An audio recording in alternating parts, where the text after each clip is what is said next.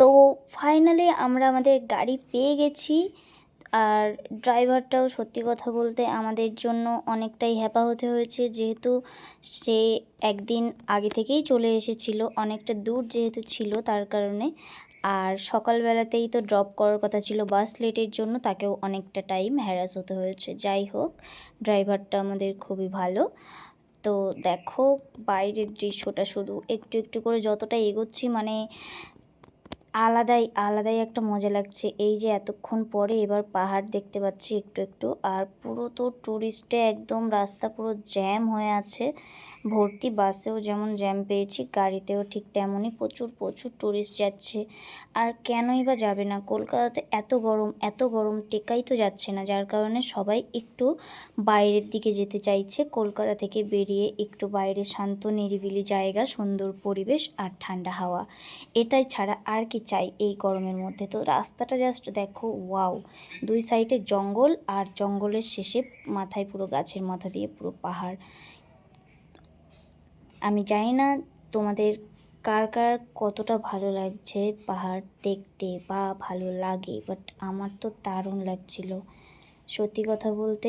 মানে এতটা দিন পরে, প্রায় অনেকটা দিনই বলতে পারো, তারপরে গিয়ে এই রকম একটা দূরে যাচ্ছি একটা বড় ট্রিপে, যেখানে পুরো শান্ত এরিয়া।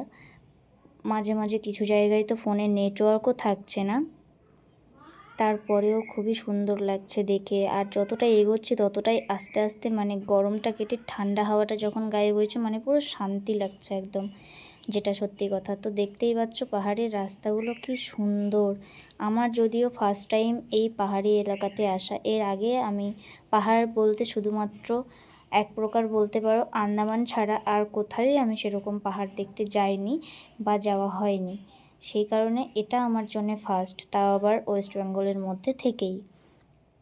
তো দেখো আমাদের যেতে যেতে যেতে যেতে সুন্দর মনোরম দৃশ্য তো আমরা দেখছিলাম, আর সেটা অনুভব করতে করতে হুট করে বৃষ্টিও চলে এসেছে।